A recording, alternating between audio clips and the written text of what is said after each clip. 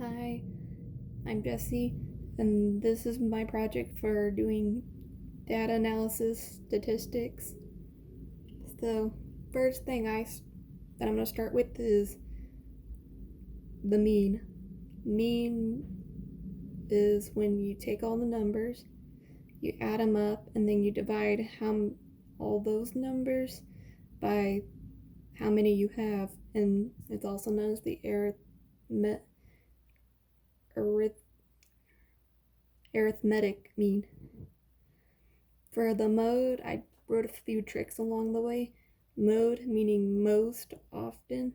So, like right here for an example, 1 appears, 8 appears, but 8 appears 3 times, so that would be the mode, the one that shows up the most often. The median, middle, as the trick shows. So, you would take, if you had an odd amount of numbers, then it's easy to find, but with even, you have to do other stuff.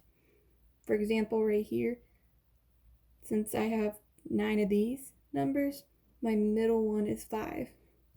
But if I had, for example, a 10, then my mean would be, or my median would be 5.5. That's only if you have an even and out numbers. If you have odd, then it's easy. The range, so that's your smallest number and your biggest number. So the smallest number out of the group and the biggest number. And you can kind of see it in the line right here. So 0 would be the small, where the range starts, and 15 is where the range would end. And for the interquartile range, which is also known as IQR, well, for this one, you're trying to find the range for lower and upper quartile, which they're also known as Q1 and Q3. So, like right here, for example, I have 16 numbers.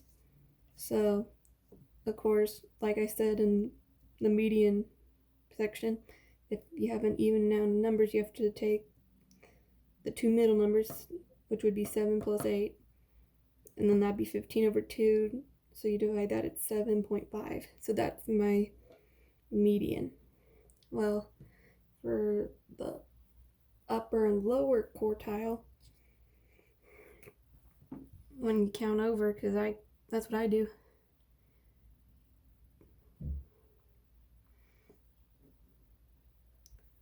Three and 4 would be my two middle numbers for the lower, and 11 and 12 would be my 2 for the upper. But of course, add them. 7 divided by 2, 3.5. And then 11 plus 12, 23 divided by 2, 11.5.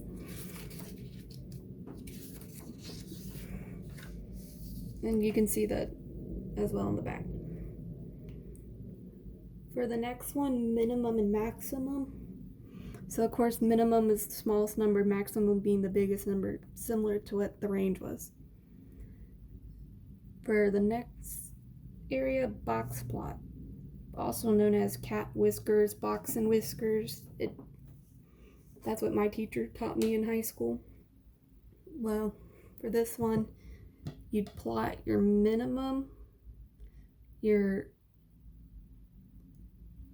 median for the lower quartile, the median for the numbers overall, the median for the upper quartile, and then the maximum. You'd plot those on here.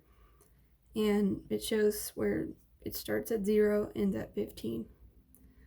And of course, the median being 7.5. So 7.5 being here, 3.5 being there, and 11.5 being there.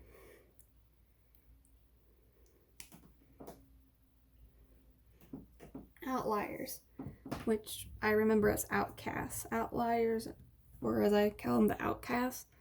They're numbers that are literally further away from a group of numbers that are close to each other.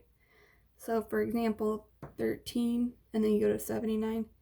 13 is further away from 79 than 80 is. So this would be a possible outlier.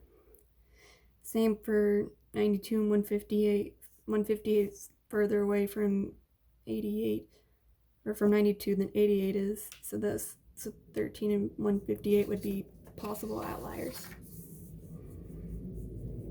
Stem and leaf plot. It's easy to remember what I think of it.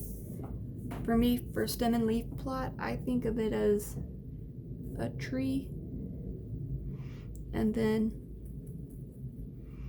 tree has branches, and then there's leaves on them, and they kind of just feather out from there. So I just think of it as a tree that has branches with leaves on them. You could kind of think of it as a flower too. I don't know. It depends on how you think of it. So what you would do for stem and leaf, I just did an example of like weights of like just a random group of kids. So this would be 10 and then 8. So it'd be 108, but you put the 10, 11, 12, 13, 14 in the stem, and then the other numbers you'll put them in the leaf, and you'll see how they kind of leaf out. Another thing that we didn't talk about but I learned in high school is a dot plot. Dot plots, pretty much they're just dots, but these mostly work for like a stem and leaf because of how it kind of looks like little dots on here. I did a little example of stem and leaf over there, and it pretty much is dot plot. It's what the name means. Mean absolute deviation, or as I call it, MAD. So the formula for this one is where you take the number and you subtract it from the mean of the whole of the problem here. So since the mean for that one was 7.5, I've subtracted from all of it, and then I added those together and I got 0. It zeroed out. So pretty much 0 over 16, that's undefined. So it just pretty much equals out. And of course, when you do the number minus mean plus all the other ones and then divide it by the amount of numbers that are in there, you'll get the answer. Variance and standard deviation. So as I continue from the problem I showed before, my mean was 7.5. So of course I did the math over here showing the subtraction from the mean, and then after that you would just square it, as I show here the work I did as well. Of course these were undefined because you can't do that. Those I added up. Pretty much I just made these all 0 since it couldn't really be possible. And then I divided that one by 16, which is how many numbers. And then 9 or 0.94, if I rounded it up, it'd be 9.95. You can round it, you can round like this one too, but it doesn't really matter unless you want to round it first or last. For variance, of course, once you find that, then you'll square that, and then you'll get your answer for the standard deviation, which I rounded out here to 0.97. Normal distributions, when it's 1 standard deviation away from the mean, that's going to be 68%. If it's 2 standard deviations away from the mean, it's 95%. If it's 3 standard deviations away from the mean, it's 99.7%. The percentile So I did an example right here showing a class of 500, and if I rank 80th in all of them, what's the percentile rank? My percentile rank overall. So you'd subtract the class of 500, so those 500 kids, minus my rank, which is 80th, and I get 420.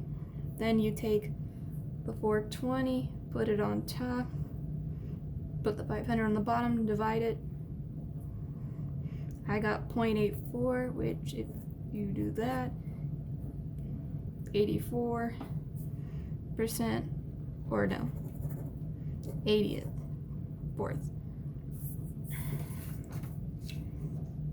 And then the last example, class of 30, and I have a percentile rank of 40. Where does the class stand at?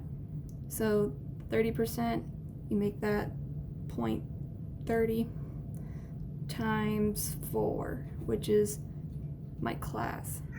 So I take the class of 30, times it by my percentile rank, and I got 12. And then to find